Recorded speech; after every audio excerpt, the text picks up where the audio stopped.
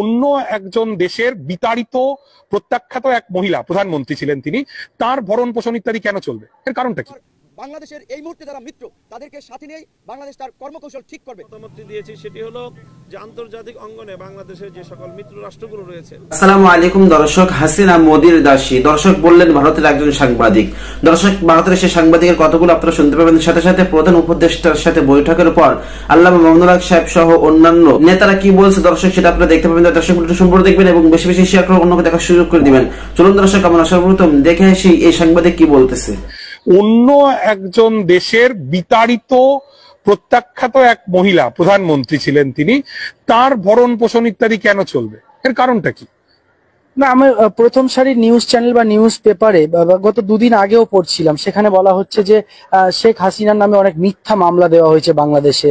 তো সেখানে যদি হাসিনাকে ফিরিয়ে দেওয়া হয় সেক্ষেত্রে তার একটা ক্ষতির সম্ভাবনা রয়েছে বা তার উপর একটা আক্রমণের সম্ভাবনা রয়েছে, সেই জন্য ভারত হয়তো আগলে রাখছে। আপনার ইন্টারেস্টটা কি হাসিনাকে রক্ষা করার? আপনার ইন্টারেস্টটা কি? আমি এটা বুঝতে পারছি না। শেখ হাসিনা যেহেতু দীর্ঘদিন বাংলাদেশের প্রধানমন্ত্রী ছিলেন, ভারতের সঙ্গে সুসম্পর্ক ছিল, সে কারণে একটা তার মানে আপনি বলতে চাইছেন যে শেখ হাসিনা ভারতের কর্মচারী ছিলেন এবং এই মুহূর্তে আমাদের রাষ্ট্র চাইবে বা আমাদের সরকার চাইবে তার কর্মচারীকে নিরাপত্তা দিতে। এটা মানবিকতার দিক থেকে হয়তো। আপনি যখন শেখ হাসিনার নির্দেশে পুলিশ গুলি চালালো, তখন রিয়া গোপ বলে একটা 7 বছর বয়সী হিন্দু মেয়েকে স্নাইপার গুলি করে মারলো, যখন 1.5 সহস্রাধিক মানুষকে এই শেখ হাসিনা নামক মহিলা 20 দিনের মধ্যে গুলি করে মারলেন, তখন কি মানবিকতা কোথায় ছিল? তখন সে মানবিকতা কোথায় ছিল? এই গণহত্যার জন্য তো অবশ্যই শেখ হাসিনার বিচার হওয়া উচিত বলে আমি মনে করি। তার বিচার বাংলাদেশের মানুষ করবেন কি করবেন না অন্য ব্যাপার, কিন্তু যদি আমাদের দেশের সরকার বা আমাদের রাষ্ট্র মনে করে যে শেখ হাসিনা তার পুরাতন ভৃত্য, দীর্ঘদিনের বিশ্বস্ত কর্মচারী এবং এখন মালিকের কর্তব্য যখন ভৃত্য বিপাকে পড়েছে তখন তাকে নিরাপত্তা দেওয়ার, আমি মনে করি সেইটা আমার দেশের জন্য এটা ভালো সিদ্ধান্ত নয়। শেখ হাসিনার যা হবে বা হবে না সেটা বাংলাদেশের জনগণ বুঝবেন। এবং আবারও বলছি, শেখ হাসিনার আমলেও বাংলাদেশে হিন্দু নির্যাতন যথেষ্ট হয়েছে, সমস্ত বিরোধী কণ্ঠস্বর দমন করা হয়েছে। সেক্ষেত্রে আমাদের তো এই আগ বাড়িয়ে এই ঝুঁকিটা নেওয়ার কোনো দরকার নেই। পৃথিবীর কোনো দেশ এই ভদ্রমহিলাকে কোনো ঠাঁই দিচ্ছেন না। ওর পরিবারের মানুষ তো লন্ডনের এমপি। আমি কর্মসূত্রে লন্ডনে থাকি অনেকটা সময়। লন্ডনের 4 জন বাঙালি এমপির মধ্যে একজন তো এই টিউলিপ সিদ্দিকী। সেই ইউকে সরকার সে পর্যন্ত এই ভদ্রমহিলাকে আশ্রয় দিচ্ছে না। তাহলে আমাদের কি দায় পড়েছে যে শেখ হাসিনাকে আমরা এখানে আশ্রয় দেব এবং মানুষের গালমন্দের শিকার হব? বাংলাদেশের মানুষের আমাদের তো কোনো প্রয়োজন নেই। আমরা বাংলাদেশের মানুষের সঙ্গে তাদের যে সরকারই আসুক, ডান বাম মধ্যম যাই আসুক, আমরা তাদের সাথে একটা সুস্থ স্বাভাবিক সম্পর্ক নির্মাণ করব। আমি মনে করি বাংলাদেশের মানুষের সঙ্গে আমাদের যে ঐতিহাসিক বন্ধুত্ব ছিল তার ছেদ ঘটার সবচাইতে বড় কারণ হচ্ছে শেখ হাসিনার প্রতি আমাদের পক্ষপাত। যদি আমরা এই পক্ষপাত না করি তাহলে বাংলাদেশ এবং ভারতের মানুষের সঙ্গে মানুষের, রাষ্ট্রের সঙ্গে রাষ্ট্রের সম্পর্ক অনেক স্মুথ হবে। শেষ একটি বিষয় যে বাংলাদেশের গণ অভ্যুত্থান এবং ভারতীয় মিডিয়ার ভূমিকা, আপনি একজন সাংবাদিক হিসেবে কিভাবে দেখেন? আমার বলার অপেক্ষা রাখে না ভাই। এটা নিয়ে তো আমি একটু আগেই তো বললাম যে বিবিসি, ডয়েচে ভেলের মতো মিডিয়া, আন্তর্জাতিক মিডিয়া, তারা নিউজ করেছে, যেটা একজন সংবাদকর্মী হিসেবে খুব লজ্জার। কারণ আমিও একটা সময় পর্যন্ত ইন্ডিয়ান মিডিয়ার সঙ্গে ছিলাম, যে চূড়ান্ত অপতথ্য, মিস ইনফরমেশন, ফেক নিউজ প্রচার করা হয়েছে। এই লিঙ্ক আমি শেয়ার করতে পারি, আপনি আপনার দর্শকদেরকে চাইলে দেখাতে পারেন। এটা খুব দুঃখজনক। মানে এইরকম অ্যাকচুয়ালি এটা যেটা হয় যে মিডিয়ার ক্রেডিবিলিটি নষ্ট হয়, সেইটা যেন আমরা না করি। ক্রেডিবিলিটি যে নষ্ট হচ্ছে গদি মিডিয়ার, তার প্রমাণ কিন্তু 2024-এর লোকসভা নির্বাচন, যে এক্সিট পোল ইত্যাদির কথা বলা হলো কিন্তু তারপরে ফলাফলটা। দর্শক, এই সাংবাদিকতা আপনাদের কাছে কেমন লেগেছে অবশ্যই কমেন্ট করে যাবেন। চলুন দর্শক, এবার আমরা দেখে আসি আল্লামা মামুনুল হক সাহেব সহ অন্যান্য নেতারা কি বলছে। ডাকে আমরা এখানে সকল রাজনৈতিক দলগুলো নেতৃবৃন্দ সমবেত হয়েছিলাম। এটি বাংলাদেশের ইতিহাসের একটি নজিরবিহীন ঘটনা। এই জন্য আমরা সর্বপ্রথম প্রধান উপদেষ্টা মহোদয়কে আমরা ধন্যবাদ জানিয়েছি।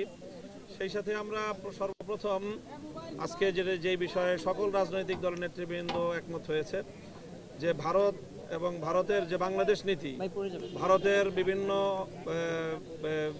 বিভিন্ন রাজ্যে বাংলাদেশের উপ হাই কমিশন সহ বাংলাদেশের জাতীয় পতাকার বিরুদ্ধে যে অবমাননামূলক আচরণ করা হয়েছে, অগ্নিসংযোগ করা হয়েছে, এবং ভারতীয় মিডিয়া এবং ভারতীয় রাষ্ট্রের বিভিন্ন দায়িত্বশীলদের পক্ষ থেকে বাংলাদেশ বিষয়ে যে বক্তব্যগুলো এসেছে তার তীব্র সমালোচনা এবং নিন্দা জ্ঞাপন করা হয়েছে।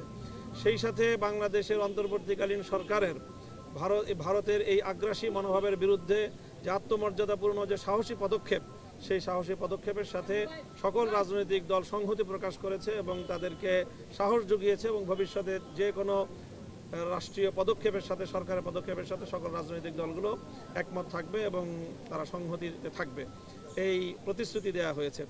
সেই সাথে আন্তর্জাতিক গণমাধ্যমে ভারতের এই যে অপপ্রচার, সেই অপপ্রচারের বিরুদ্ধে বাংলাদেশের অবস্থান তুলে ধরার জন্য বাংলাদেশের স্থানীয় জাতীয় গণমাধ্যম এবং আন্তর্জাতিক গণমাধ্যমে রাষ্ট্রকে, সরকারকে যথাযথ ভূমিকা পালন করার জন্য এবং নিজেদের অবস্থান এবং বাংলাদেশের যে অবস্থান সেটা ব্যাখ্যা করার জন্য আহ্বান জানানো হয়েছে এবং অনুরোধ জানানো হয়েছে।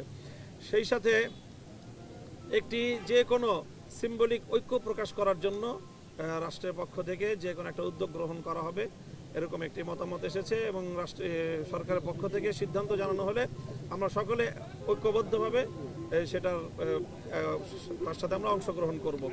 আমরা ঐক্যবদ্ধভাবে কোনো গোষ্ঠীও নয়, বরং বাংলাদেশের স্বাধীনতা এবং সার্বভৌমত্বের প্রশ্নে সকল সংকীর্ণতার ঊর্ধ্বে বাংলাদেশের প্রশ্নে যারা আমরা ঐক্যমত, 5ই আগস্টের পর থেকে যারা বাংলাদেশকে নতুন বাংলাদেশ হিসাবে গড়ে তোলবার স্বপ্ন দেখছি, তারা সকলে ঐক্যবদ্ধভাবে আগামী দিনে বাংলাদেশকে আমরা রিপ্রেজেন্ট করব, সেই বিষয়ে আমাদের সকলের মধ্যে ঐক্যমত প্রতিষ্ঠিত হয়েছে।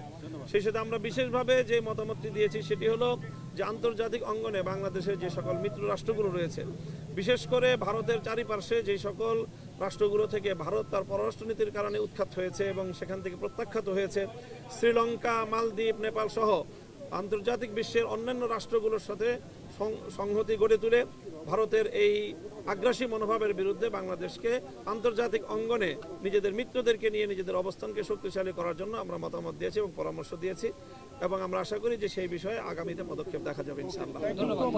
আপনার উপ হাই কমিশনে আগরতলায় এবং কলকাতায় হামলা সহ পতাকায় আগুন দেওয়া এবং ভারতের বিভিন্ন রাজনৈতিক দলের নেতাদের বাংলাদেশ নিয়ে একের পর এক উস্কানিমূলক বক্তব্য, আমরা এটা ভারতের সরকারি অবস্থান কিনা সেটি জানার জন্য আলোচনা হয়েছে এবং সরকার এটি নিয়ে ভারতের সরকারের কাছে ব্যাখ্যা চাবে সেটিও আলোচনা হয়েছে। যদি ভারত আমাদের সাথে একটা বন্ধুত্বপূর্ণ সম্পর্ক এগিয়ে নিতে চায় সরকারের পক্ষ থেকে এবং বাংলাদেশের রাজনৈতিক দলগুলোর পক্ষ থেকে সেই অ্যাপ্রোচ হবে। যদি ভারত সে ধরনের অ্যাপ্রোচ না দেখায় তাহলে আবার বাংলাদেশের এই মুহূর্তে যারা মিত্র তাদেরকে সাথে নিয়েই বাংলাদেশ তার কর্মকৌশল ঠিক করবে।